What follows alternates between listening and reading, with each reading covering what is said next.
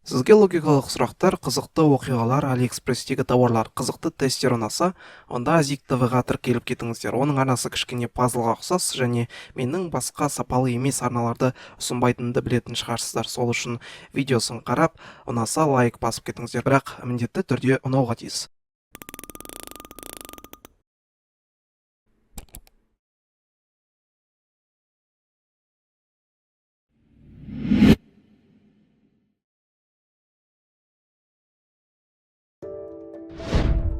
Таныс болыңыздар, бұл Мехран Карими Насери. Көп адам сэр Альфред деп кеткен. Видеоның тақырыпшасынан да оқыған боларсыздар. Дәл осы кісі Франция аэропортында 18 жыл өмір сүрген. 1988-2006 жылдар аралығында. Осы уақыт аралығында мекені мына бір Шарль де Голль атындағы Францияның халықаралық әуежайы болған. Бұл жерде ол кәдімгі керек нәрселерін күнделікті жасай алды. Тамақтану, ұйықтау, тазалану, демалу. Бұл жерде ол үшін осы 18 жыл бойы бүкіл мүмкіншілігі болды. Шарль де Голль аэропорты мына бір терминал 1, үстінен қарағанда үлкен дөңгелек бейне беретін. Мехран Насери өмірінің 18 жылын дәл осы үлкен сарайда өткізем деп ойламаса керек. Мехран Карими Насери 1942 жылы Иранның Хузестан аймағында туылған болатын, яғни ирандық. 1977 жылы Иранның соңғы шахы саналатын Мохаммед Реза Пехлевиге қарсы протесттік акцияларға шығады. Сол үшін елден қуылады. Азаматтығынан айырылған сэр Альфред Европаның басқындар санатына тіркеліп, Бельгияның политикалық босқыны болып өмір сүреді. Негізінен бұл статус арқылы ол Европаның кез келген елінен азаматтық ала алар еді. 1986 жылы сэр Альфред өгей анасы англиялық болған соң Глазгоға көшіп, яғни Англияның бір қаласы. Сонда азаматтық алғысы келеді. Бельгияны артқа қалдырып, 1988 жылы Мехран Насери Францияға жол тартады. Франция арқылы Англияға ұшқысы келеді.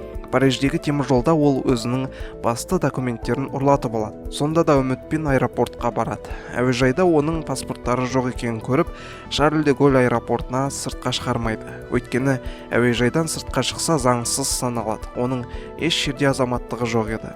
Ал құжаттарын Бельгиядан қайтып алдыру үшін Мехран Насеридің жеке өзі болуы керек еді.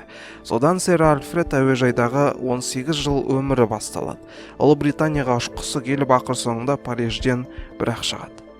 Ал енді мынадай сұрақ туындайтын болар. Мехран Карими не жеп және қалай табыс тауып өмір сүрді? Сэр Альфред осы бір өмірінің бөлігінде аэропорттағы жұмысшылар немесе жолаушылар не берді, соны қанағат етіп жүрді.